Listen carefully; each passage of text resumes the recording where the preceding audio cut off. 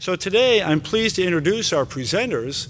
We have 3 students and 2 faculty who I'll ask to come out here and join me as I give their names here. Our 3 students are Michelle Holtzman from Saylorsburg, Pennsylvania, and we have Max Davert from Greene, Rhode Island, and locally Michael Engel from Williamsport. And our faculty presenters are Dorothy Gehring and Rob Wozniak. They're both associate professors in architectural technology in the School of Construction and Design Technology. And they're going to be presenting different segments of the program. So please hold your applause until the end, just for efficiency. But join me now in welcoming our guests here.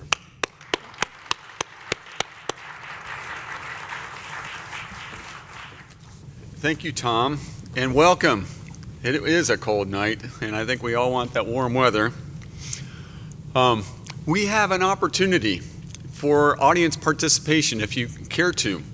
It is through what's called Poll Everywhere. It's an interactive text response. We have some questions that are going to be coming up through the slides that we have, and we have first 2 questions coming up here momentarily. So this would be the question. Back in 1976, what would have been the home size?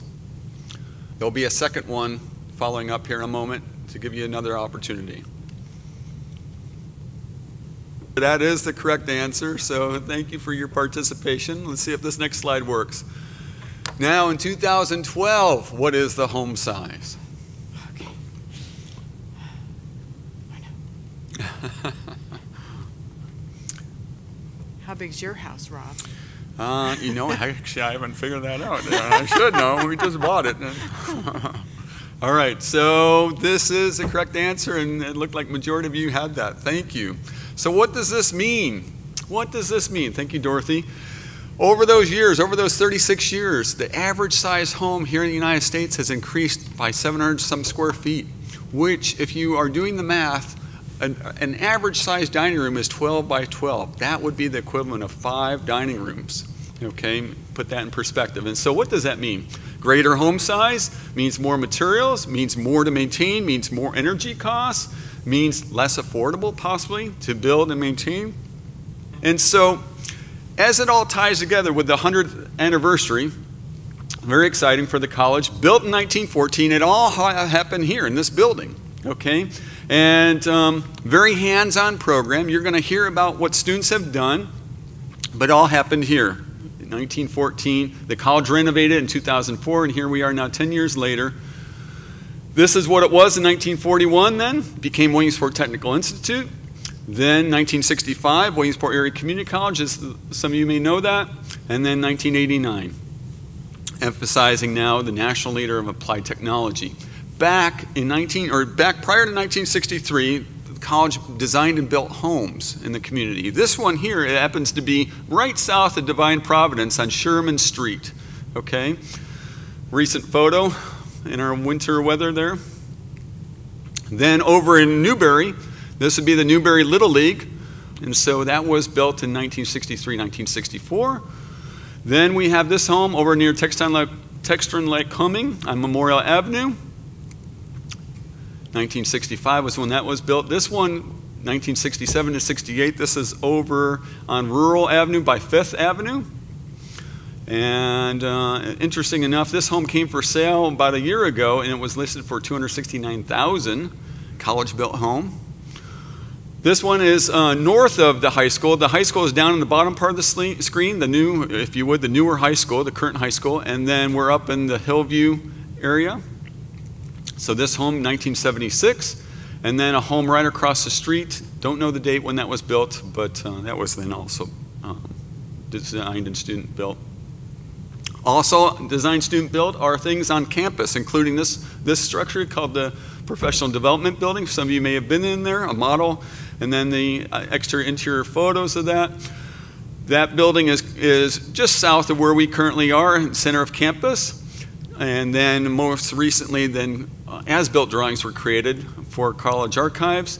Victorian House was built in 1996, and that is right next door to the Professional Development Building. And again, same thing, college students were involved with that. Exciting opportunity in 2010 was this grant that allowed the solar array photovoltaics to be put in, offsetting the electrical costs at the Victorian House. And so over the past 4 years, you can see this amount of $6,500 have saved over the last 4 years. That's the equivalent of $1,600 a year. And so we have, this is our opportunity to reverse that trend, not only the size of the home, but then also energy costs. And so Dorothy is going to come to help us from that point forward. Thank you. So we're going to start by talking about the DOE Challenge, which you might have read about in the information leading up to this evening. And this is actually the very first year that the DOE has offered to students this challenge competition. And they're planning to have that on a 2-year cycle from here on out.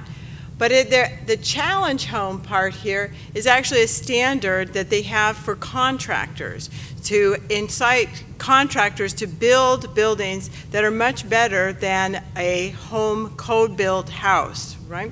So the idea here is that the students, through this challenge, would get an opportunity to be exposed to these ideas of being able to save energy, be affordable, include renewable power in their project, and of course, have a real quality building that's going to be built. For the DOE Challenge, the students had to design a single-family home that would be located anywhere that the student wanted to do, or they could have that they actually designed a house for a client. Now, when we look at this, you can see that one of the things it said on there was a race to zero. You might have been asking yourself, well, what zero? Zero what? What we're looking at is we're talking about net zero energy. What that means is, you see up here where it says no electrical energy bill, doesn't mean that you didn't use any electricity. It just means that your house produced enough energy that by the time you get to the end of the year, it comes out even how much you used and how much you produced. Obviously, to get to that, to get to zero, we have to have really radical reduction in the amount of energy we're using in our home. So we have to look at, well, how is it that we're going to have those things? And you can see a list of those up here. So of course, one of the people that is looking at developing affordable, sustainable housing is the Denver Housing Authority. So they put out a request to anybody across the United States that was interested in the DOE Challenge. And they said, you know, anybody who wants to do this, if you'd like to put in a proposal, we want to actually build student projects so that we can show how we can set standards and then test them after they're built, sell them to the public, and show that these are really comfortable, beautiful homes. So they chose 5 universities, and these houses will be built in the summer of 2015.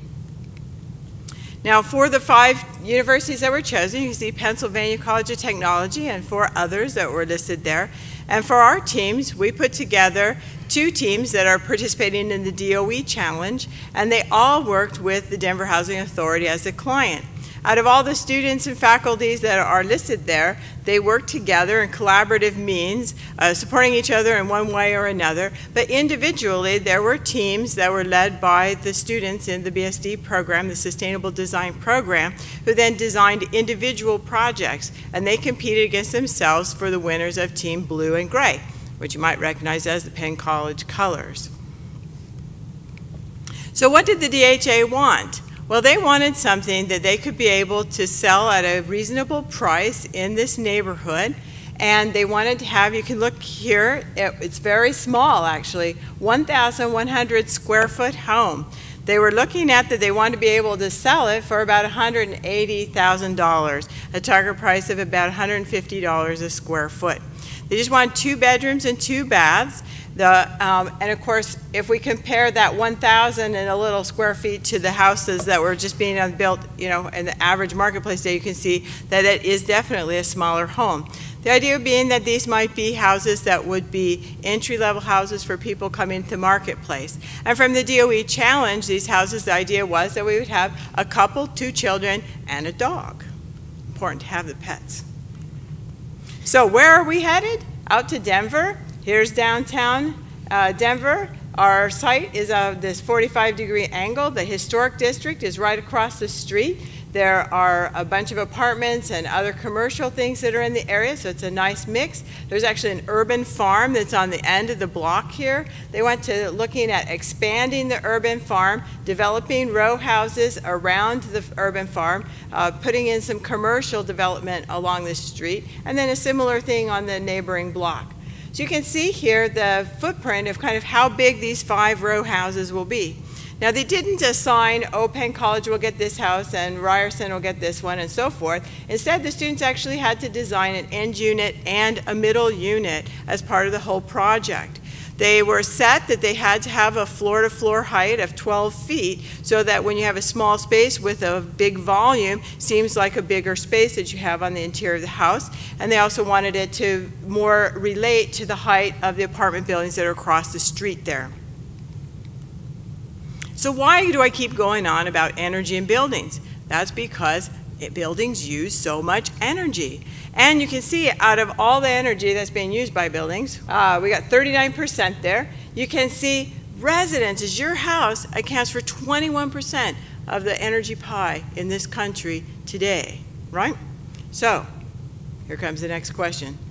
This one there's not a right answer to, right? Where does your energy come from? So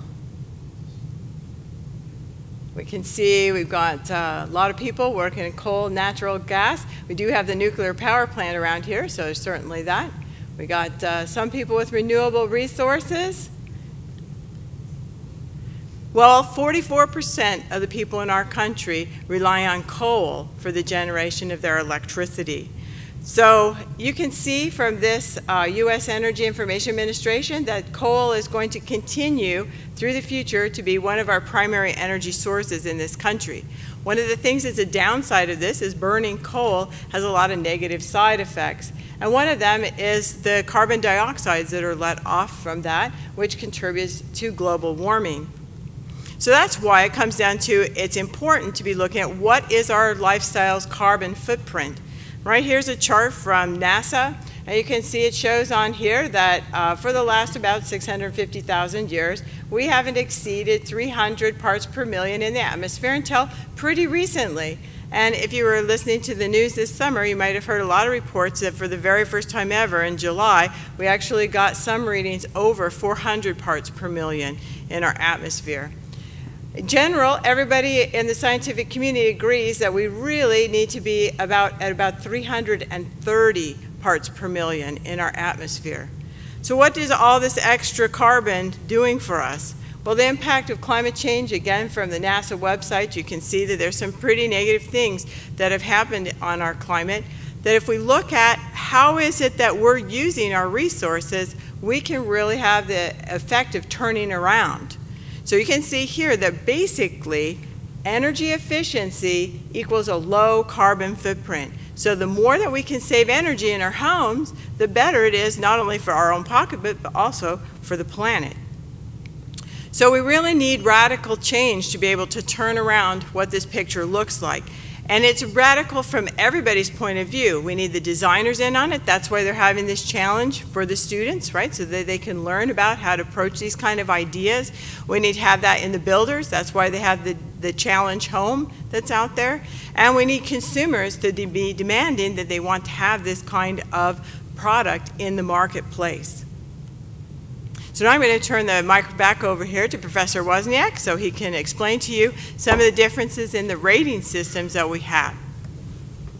To establish this radical change, the home energy rating system was established, otherwise known as HERS, and it is a benchmarking opportunity to establish an understanding, a constant to understand how energy is being used and how well a building is performing.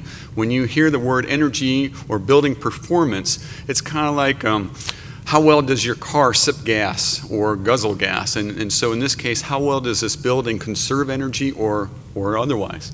And so there are some common criteria. The building code is one, and that's like a minimum standard. That would be at this 100 level. Okay, I'll show you another slide showing this. Energy Star is more than just appliances. There's an actual rating system there. DOE Challenge, that's this competition. But the students had the opportunity of actually using even a higher rating system that's known as Passive House Institute. There's a German version, and now there's the US version as well. So an older home is up here. It's above that 100 level benchmark that a code-built home is built at, and so potentially 40% more energy. And so a code built is very prescriptive, very, very minimum standards. Energy Star is approximately 20% better than that code built home, so saving that much more energy. DOE Challenge is approximately 40% better. Passive House is approximately 60% better, okay? When Ms. Gehring was talking about net zero, that would be down at the bottom of this chart. And so how do we get there? This is where it was discussed that, well, you might be using energy and you might be at this criteria in here, but you might have it actually be lower, and you'll see a couple of examples that the students have done. But this is, again, you're using energy, but yet you are also producing energy to offset that, to bring it to zero. This chart here shows the biggest thing would be the red columns. Okay, the red represents the heating bill and the energy that's being consumed. And so under Passive House, very, very minimum. This would be like a thermos bottle that we're designing, okay? And it's a thermos bottle that's retaining that heat. Another question then, which rating system has the highest energy? Is it Energy Star, DOE, Passive House?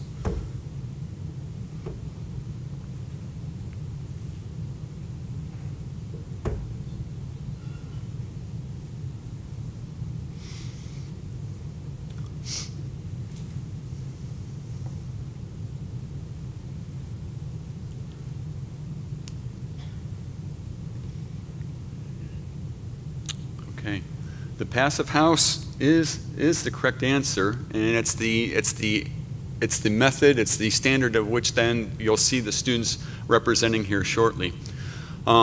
Without those renewable energies, you all know that the meter is running one way, and so it's, you know, as the energy prices go up, our fuel bills go up, and so on. But with the renewable energies, whether it's photovoltaics, whether it's a wind turbine, whether it's other methods, we are balancing out the equation, if you would. This is a video that is interesting. It talks about how the child is raised in a home that she wouldn't know any difference compared to how her father was raised in a traditional home that maybe you and I grew up in. She doesn't know the difference between this house and a conventional home like that I grew up in, but it's just part of her that the house takes care of her and supplies power and heats itself and has plants that provide food, and and the water comes from the roof. She knows all that, and she thinks that's the way it is, and that's the way everyone needs to think. Okay, so it's reversing that trend, okay? What we may be used to, and how can we maybe reduce the size of the home? How can we reduce the size of the energy being used?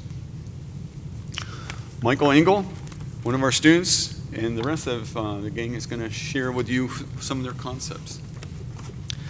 We are Team Blue, and this is our DOE Challenge home. Our project serves as a great example as to how you can design a home with strict energy guidelines in place. We've designed the home with a priority on achieving Passive House standard. Our home is designed entirely with the occupants in mind. With a very small building, we were able to maximize on available space by providing ample storage. We've also designed our home to maximize on available window area, and this, with the building's orientation, will allow the home to soak up a great deal of the sun's energy. Our walls are extraordinarily thick. It's a 2x4 stud wall interior with a 9-inch TJI exterior wall. This accommodates a great deal of insulation and is roughly rated at about R50. Our gross floor area is 1188 square feet, so we've had to use a few clever ideas to capitalize on available space. Our large window area reduces the need for other larger heating equipment. As you walk into the home, you walk into the kitchen, and the upstairs are to the left. And the back is considered to be the main living area, and mechanical closet tucked into the back with a laundry room with available shelving and coat rack. As you go upstairs, you're immediately greeted with the master bedroom door, which has its own private bathroom and closet. As you go down the hall, there's a public bathroom and the kids' room or guest room. Both rooms have an available outdoor porch. The thermal envelope is really where all of the energy saving begins. The thermal envelope encapsulates the building's energy, be it through a furnace or the sun. It's what separates us from the elements, and we've designed a tight building that will prevent a great deal of energy loss through infiltration and thermal bridging. We have 3 layers that compose a thermal envelope, or building envelope. The thermal envelope is composed of the weather barrier, continuous air barrier, and thermal barrier. The weather barrier does just that. It protects us from the elements. The continuous air barrier is intended to stop the travel of air. This barrier, in a tight design, is the main protection from heat loss through infiltration. The continuous air barrier can be accomplished through the taping of the seams of your building's exterior sheathing, or from the use of a continuous plastic airtight wrap around the house that's tucked in between the layers of the wall. The thermal envelope is the combined thermal resistance of the said wall. The insulation is the main player in this one. It's also followed up by the layers of gypsum sheathing, everything all together. The weather barrier is extremely important to the integrity and continuing performance of a wall. This layer must be able to breathe and let moisture out from other internal layers. This airflow is very important in preventing the growth of mold, which not only degrades the building components, it can also pose a serious health risk for the building's occupants. We've chosen to use a BASF Centerflex channeled insulation system. This is an EIFS system, or exterior insulated finishing system. It's composed of layers of stucco, mesh, and following insulation board, which is then adhered and fixed to the building's exterior. This building really goes to show how energy consciousness can be applied in a standard design, not only maintaining design appeal, but the house can be just as, if not more, comfortable to the building's occupants. Now here's Max to continue with our ventilation and energy recovery system. Thanks, Mike. So in order to live comfortably, we need to ventilate our home. And to do this, we'll be using an ERV, which is short for Energy Recovery Ventilator. This diagram here basically shows how an ERV works. This is a cut through of one.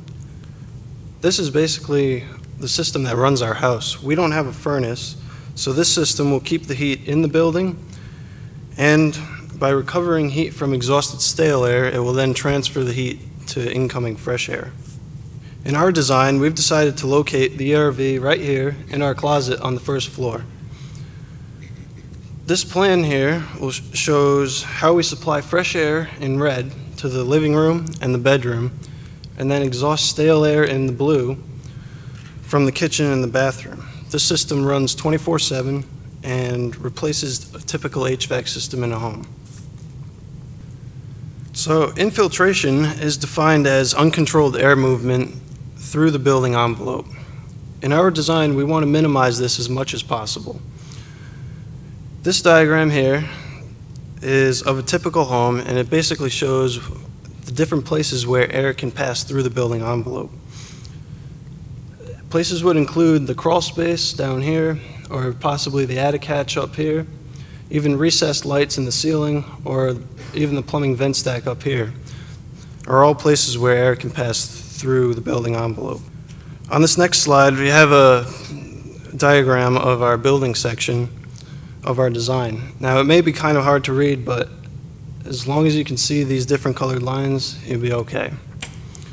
The green line on the outermost end of the wall, it represents the weather barrier. We then have the air barrier, which is in the middle of the wall, and the thermal barrier on the innermost side of the wall here. Well, you can see how it goes through where the windows are and the doors, and this is achieved by using high-performance windows with very high R values. Michelle will now continue on talking about the climate and the mini split heat pump. Okay. As you can see from the charts here at the bottom, Denver, Colorado, and Williamsport, PA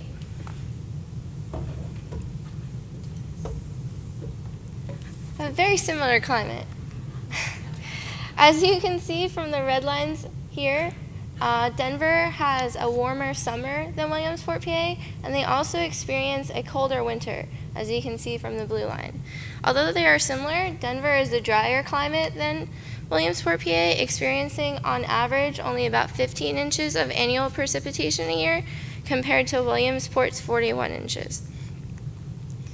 Solar insolation is the amount of sunshine that reaches a given area when accounting for cloud coverage and obstacles such as trees or surrounding buildings.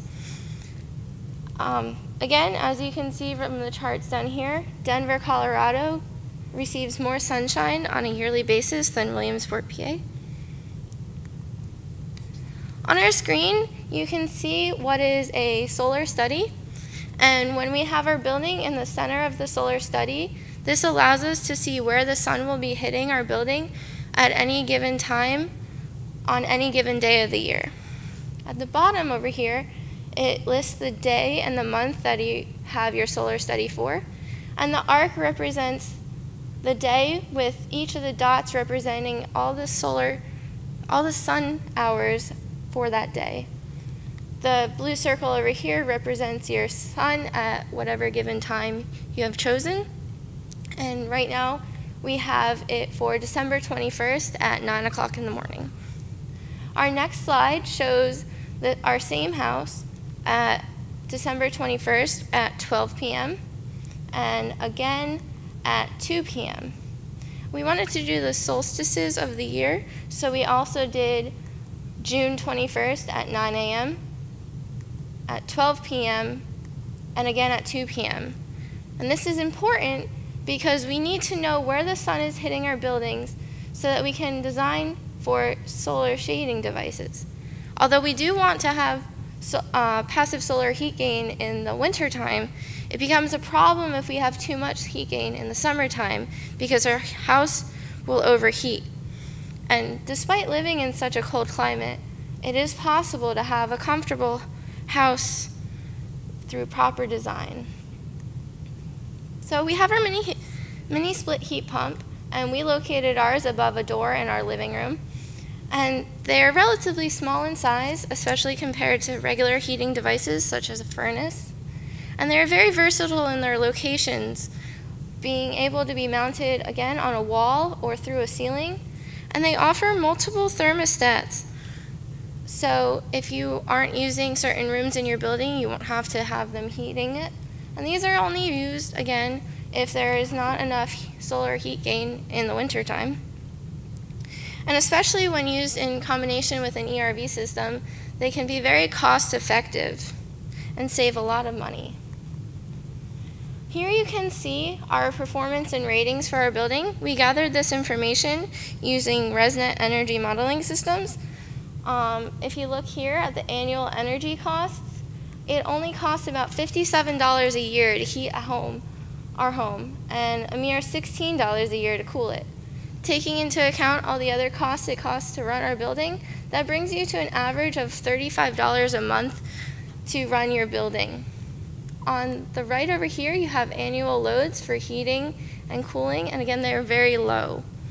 Down at the bottom, you can see annual energy consumptions for heating, cooling, and lighting.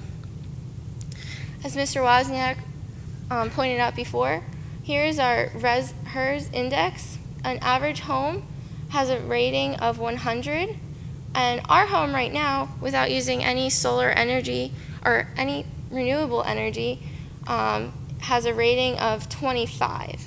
And we definitely can get that to 0 if we use renewable energies. So here's Ms. Gehring to talk about affordability.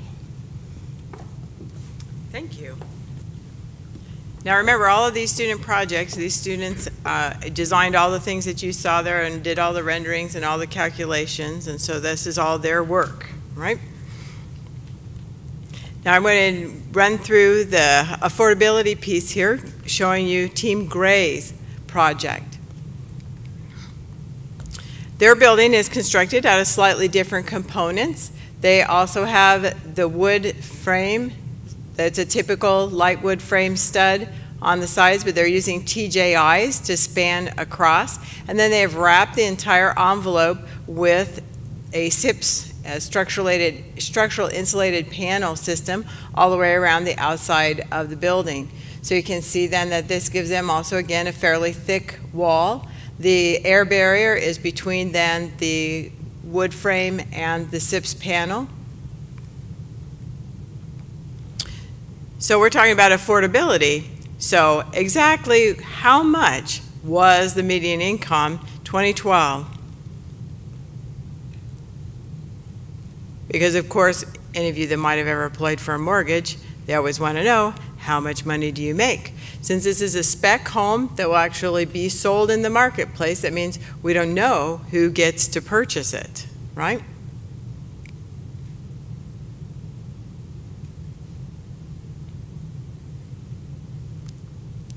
And the answer is $51,000.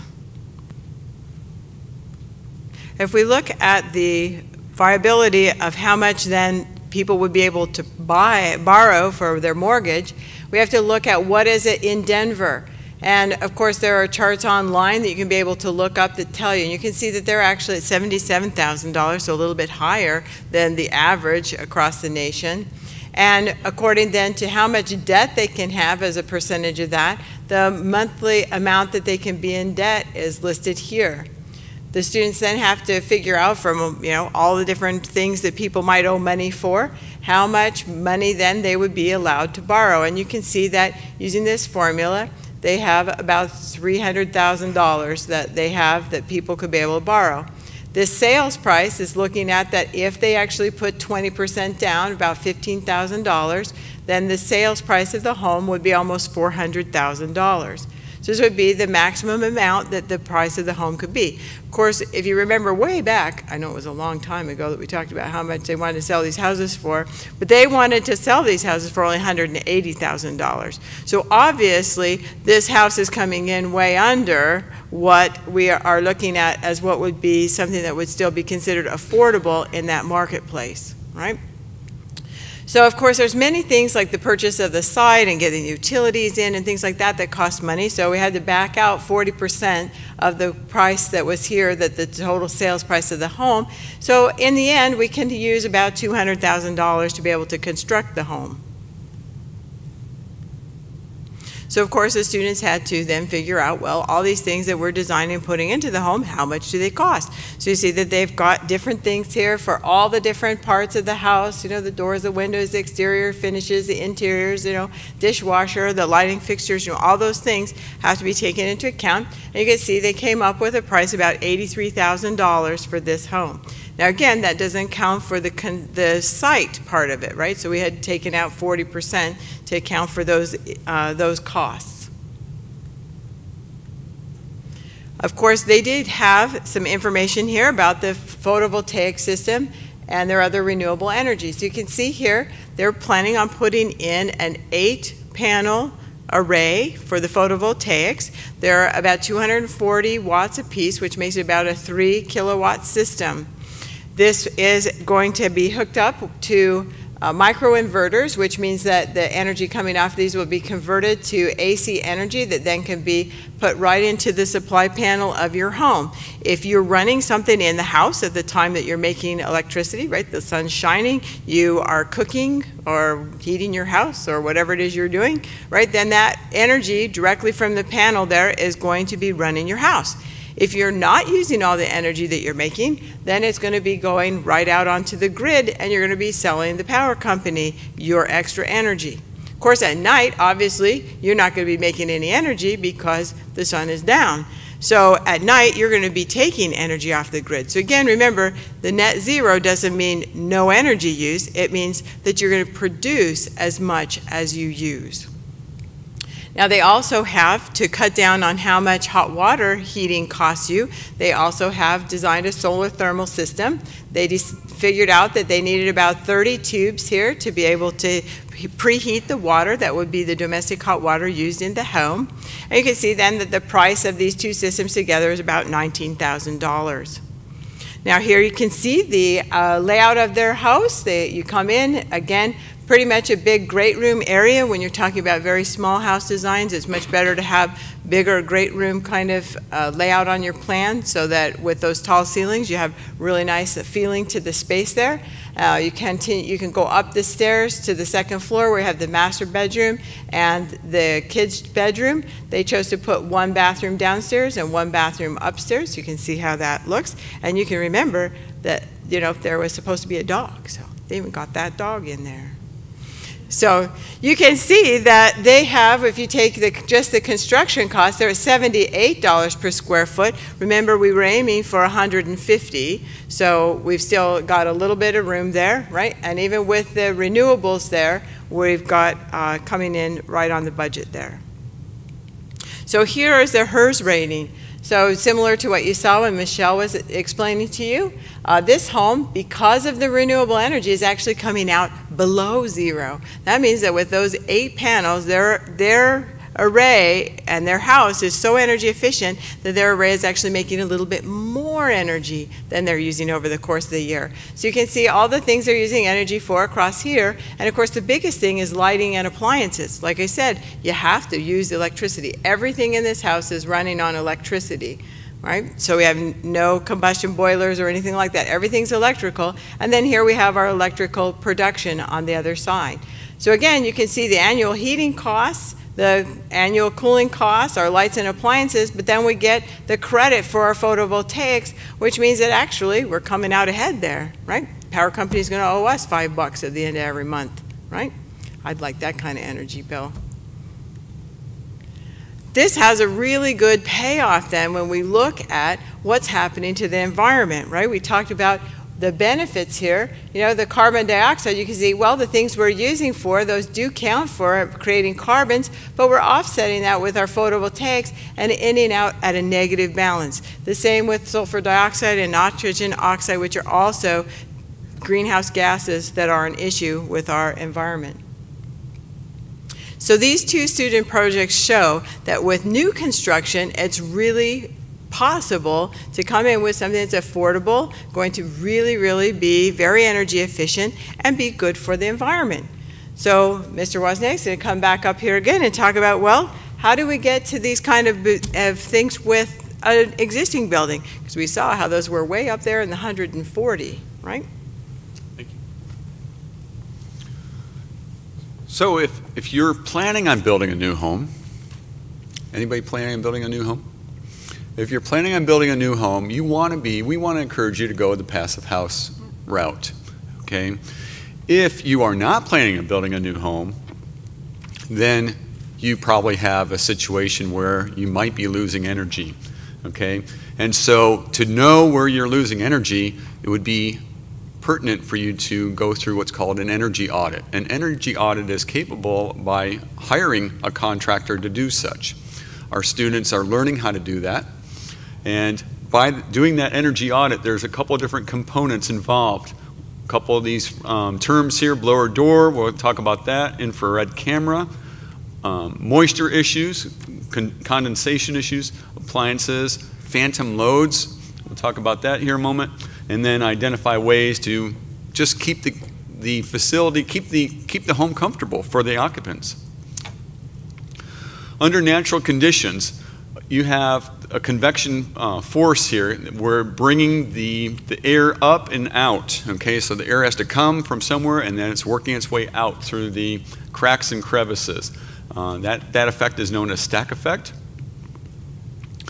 It's augmented that much more when you have a forced air furnace that's pulling and shoving air.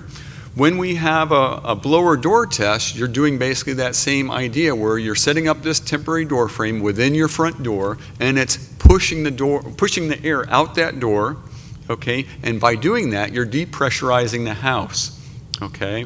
And so now air is coming in wherever it can, any cracks and crevices, and out that door, okay? And so when that is happening, during that energy audit, during that blower door test, the technician can find out by using an incense stick, or otherwise known as a smoke stick, and up anywhere we have cracks and crevices, to see where air is coming in. Normally we can't see the air, so with the benefit of that smoke, we can see the air movement. And so this chart here, this pie chart, is helping us to understand where typically are we losing our energy. Okay, whether it's plumbing penetrations, if you have a fireplace up through the flue, through the walls, ceilings, and floors, through the doors, windows, and so on. And you probably already know that. So a blower door test will help us determine what? The volume of air it contains within the home, the location of moisture, or where and how much air is being leaked out to the atmosphere. What do you think?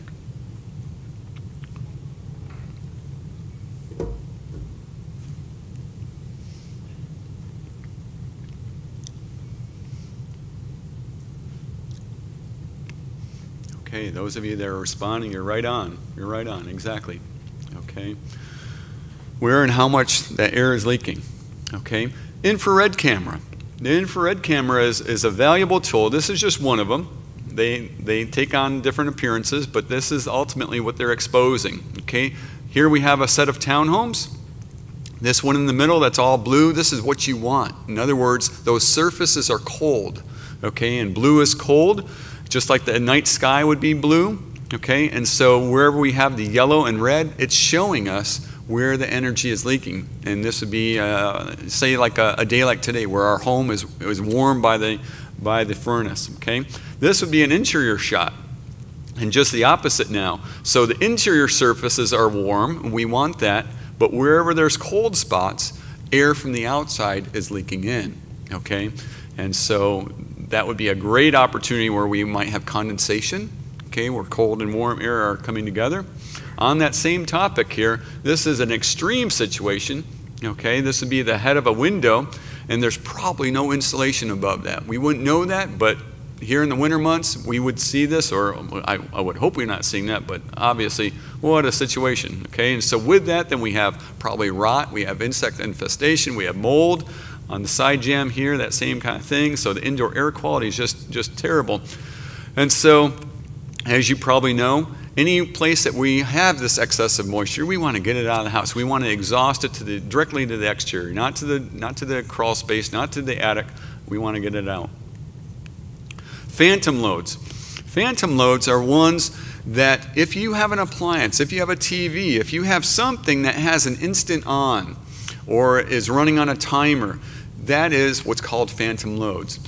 The Lawrence Berkeley National Labs have estimated that these phantom loads are approximately 10% of your energy bill. Okay, and so substantial. Attic remediation, starting from top down. During that energy audit with that smoke stick, okay, we're detecting wherever there might be cracks and crevices, and so we are filling them with expanding foam. Okay, and then we are putting the insulation down on top of that once those cracks and crevices are sealed, if you would. And then other measures. If we have recessed canister lights, that would be a representation of that. A lot of energy typically goes up through them. But we got to keep in mind, though, if we're going to insulate the top of them, are they IC rated, insulation contact rated? And if they're not, we can't put insulation on top of them. We're causing a fire hazard. Within the living area, on the outside, are we caulking any cracks and crevices? On the inside, we might have to remove the trim around the windows and doors to seal around them.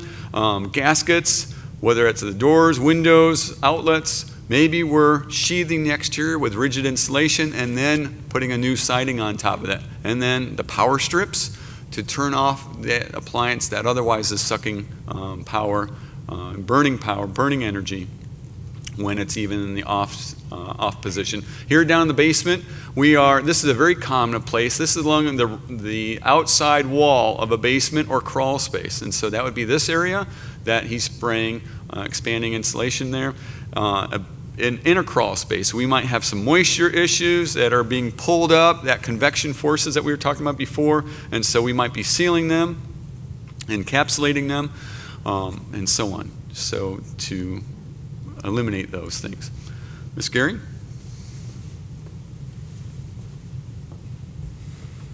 So as we're looking at what does all of this mean, that it is so critical that we have really good energy efficiency in both new and existing buildings.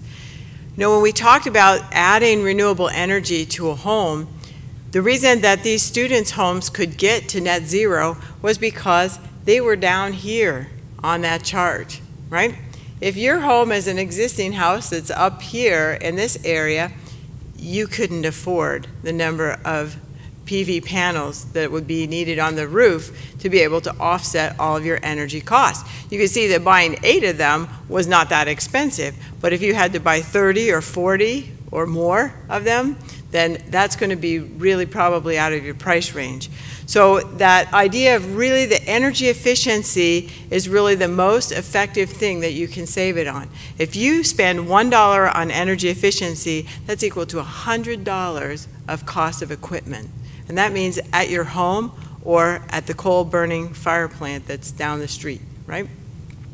So we really have to pay attention to the integrity of these pieces. Our thermal envelope and our air barrier have to be continuous and touching all the way around the building, right? We want to make sure we have Energy Star lighting and appliances. And of course, it's wonderful that most things today really have very clear labeling with the Energy Star, so it makes it a lot easier to be able to compare products and their performance to one another.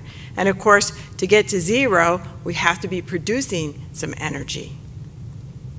So of course, remember, if you have a zero energy home, it means you don't have an electric bill, you don't have to have a heating bill, and there's no cooling bill, right? Because you're balancing out your electrical use by the end of the year.